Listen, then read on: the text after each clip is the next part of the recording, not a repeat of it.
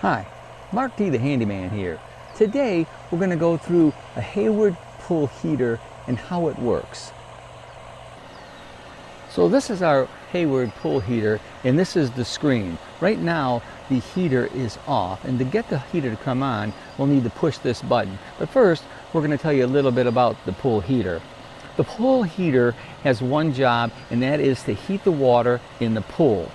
The way the pool heater works is inside the pool heater there is a heat exchanger which water flows through, and the burner, either natural gas or propane, creates the heat source that heat the water up as it flows through the heat exchanger, then back into the swimming pool.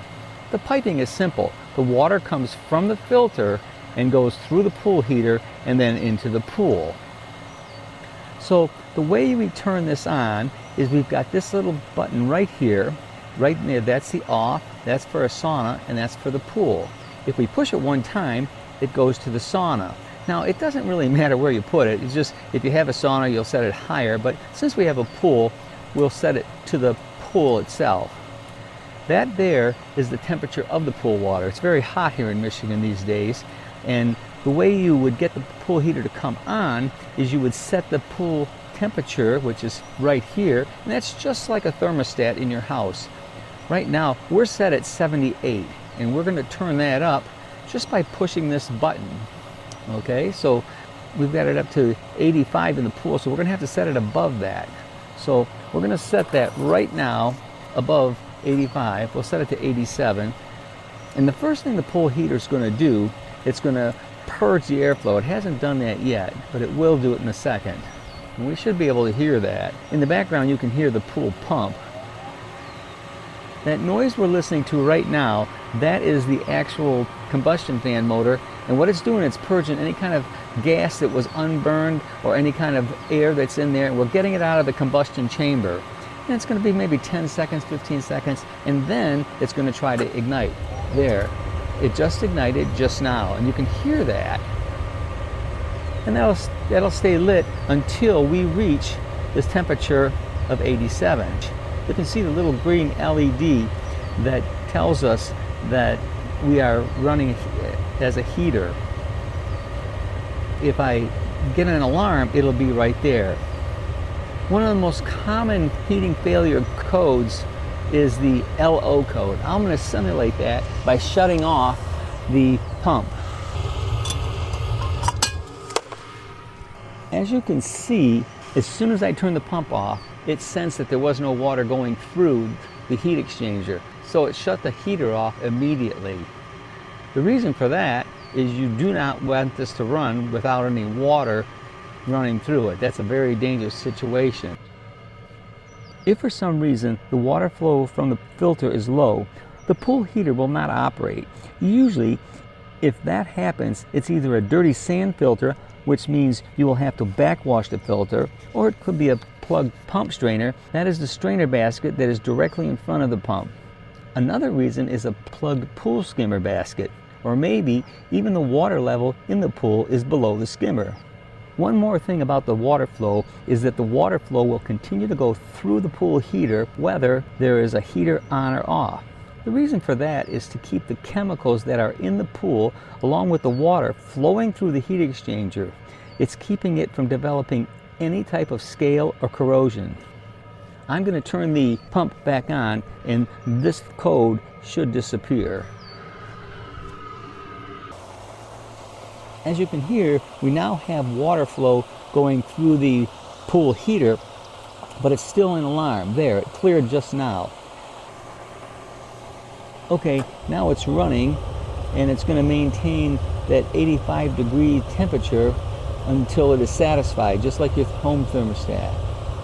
We're going to turn this down.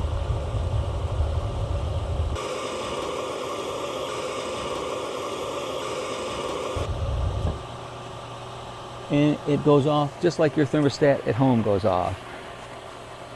It's telling us what our set point is, but eventually it'll stop blinking and it'll tell us what our water temperature is. Our water temperature is 85. The next common fault on a pool heater is the IF signal. And the way that happens is if the gas is not ignited properly, or the flame sensor can't sense that it is, it will go off. If you heard pool heater just came on, I'm going to turn the gas off over here just to simulate that.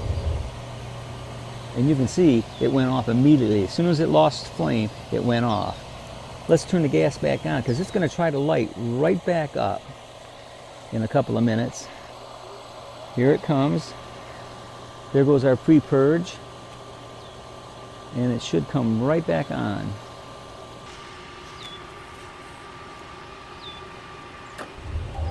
There we go.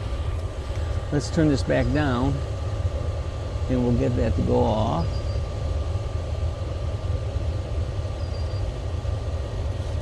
There, the temperature in the pool is 85, we set it to 82, so it did go off. There are several different reasons why there might be ignition failure. The most common ignition failures are caused by a dirty flame sensor or a bad flame sensor. Next would be a plugged gas burner nozzle on the gas manifold, and another common cause is the igniter isn't working. There are several more, but those are the three most common. I have videos on each one of those failures and how to fix them. I got the temperature set to 87. We're going to turn this pool heater back on. Right now it's off, but it's obviously set above 85, so we should have a burner action coming on soon. Here we go.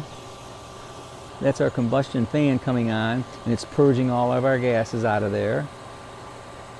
And once it comes on, we should be able to hear it again, hopefully. There we go. Green light's on. That means we do have a burner on.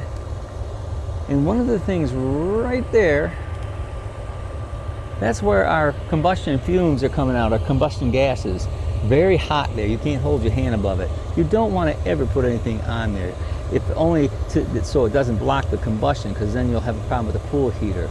You don't want to set anything that's going to melt on there, because it will melt. It's very hot right there. The combustion air comes in and then is taken up and through the burner. Another thing is you don't want to put any plants close by, or you can't, by code, it can't go close to the house either. But any kind of plants on here would obviously die if it got too close and maybe catch on fire. So here's our combustion compartment. Over here is our gas valve. This is our igniter right here. Back here is our flame sensor. This is our induced draft fan motor. This is our burner manifold. This is where the burner ports are right here. There's 4 of them. Over here's a transformer. I just thought I'd give you a peek at that. Another little suggestion is every spring when you start your pool, I would suggest taking this cover off. It's just one screw, and making sure that there's no critters that made a nest in there, and getting any kind of leaf out of there. Maybe get a shop vac and vacuum it out. Keep it nice and clean. If you like this video, give me a thumbs up or a like. If you want to see more of my videos, please subscribe to my YouTube channel. Thanks for watching.